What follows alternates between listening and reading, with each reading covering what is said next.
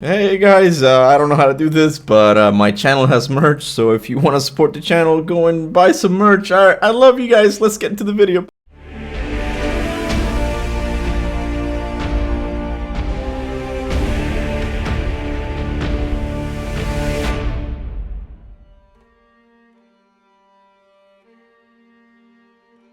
Hey, how's it going guys? Captain Kuba here, and welcome to another God of War video. As I'm sure you remember, in my last breakdown video I said this. This is most likely the realm being affected by Fimbulwinter, something that Eric Williams confirmed when the game was shown back in September. This is a lengthy topic I'd rather not get into now, so what I'll do is make a video dedicated to it in the near future. This was my honest to god intention, but after uploading the video, I realized that I got so excited with the reveal of the map that I started talking about it in the breakdown instead of saving the information for a later video. In the breakdown video, I mentioned Alfheim's Lake of Souls not being there anymore, Surtur standing among the raging fires of Muspelheim, a giant creature frozen in Niflheim, and of course, Skull and Hati chasing the sun and the moon in Vanaheim. So I thought that making a video talking about what's going on in the realms is rather pointless, given that I already discussed all the essential story details in the breakdown video.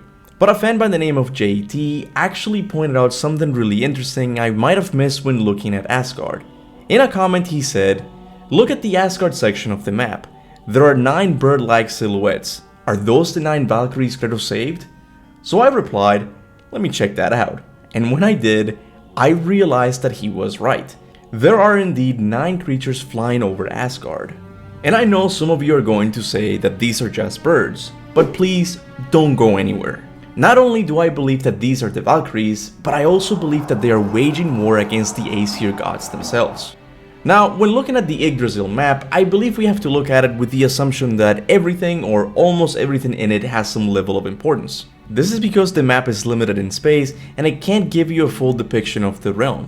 So it has to rely on only capturing the characters and locations that really matter in that specific realm. As an example, let's look at Midgard. On the map we see Kratos' house, Tyr's temple, the mountain summit, and of course, Jormungandr himself. But notice how we don't see depictions of regular trees, the frogs, and more importantly, the birds you spend 30 minutes trying to hit with your axe. This is because these aren't important details to the story of the game, so the artist just doesn't bother putting them in the map. So when we go to Asgard's section and we see 9 silhouettes flying over the realm, I think it's best to assume that they're going to be important to the story.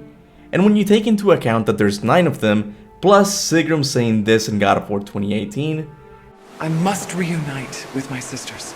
Together we can restore balance to the realms." we have to wonder if what she meant by restoring balance to the realms wasn't to take the fallen to Valhalla, but waging war on the Aesir gods for their evil doing. Think about it, even though Odin kept the Valkyries around after he kicked Freyja out of the realm, they weren't happy with this rule. And the relationship between Odin and the Valkyries only got worse after Odin was successful in corrupting them with magic, turning them into unstoppable monsters. Now, do you think that the Valkyries would simply go back to bring in more soldiers to Odin's army after what he did to them? Of course not. The Valkyries are very powerful beings in the Norse realm. Most likely they felt betrayed, so it makes perfect sense if we see them waging war on the Aesir gods during God of War Ragnarök. And I believe that's exactly what we see on the map. It's not just the 9 Valkyries flying over Asgard, but we can also see some fire and smoke coming out of Odin's fortress, a classic way of depicting that a battle is taking place with a minimalistic art direction. So now I'm more sure than ever that all the Valkyrie confirmations we have gotten up to this point won't be enemies to Kratos and Atreus. Instead, they are Valkyries that will join the 9 we rescued in God of War 2018 and take the fight to the Aesir gods themselves. Now, if this idea of the Valkyries taking the fight to the Aesir gods sounds amazing to you, it gets even better, because the symbol next to them is also very important. But if you want to find out what this symbol means, you're gonna have to go over to John Ford's channel and watch part 2 of this theory. Trust me, you're going to love this reveal. Anyway, I know this was a short video, but I thought it was really important for you guys to know that what's going on in Asgard is something similar to the portal scene in Endgame. Now, most likely this will be my last video on the CG trailer as well as the collector's edition reveal.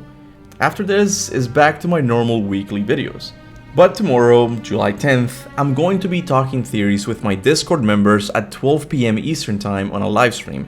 So if you want to personally share your theories with me, as well as with the God of War community, make sure to hit that join button and join our Discord server. Can't wait to see you guys there. Now as always, I want to thank all of my members for supporting the channel monthly. People like Krispy Kreme Pie, Dark Force, Surplus Gaming, Danny Elizondo, and S. Fernando, to name a few, are truly the biggest help I could ask for.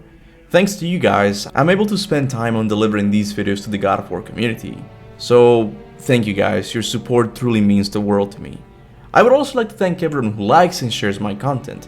I know it doesn't feel like much, but those likes and shares really do help me get discovered by more God of War fans. So with that said, thanks for watching, and remember, go forth in the name of Ragnarok.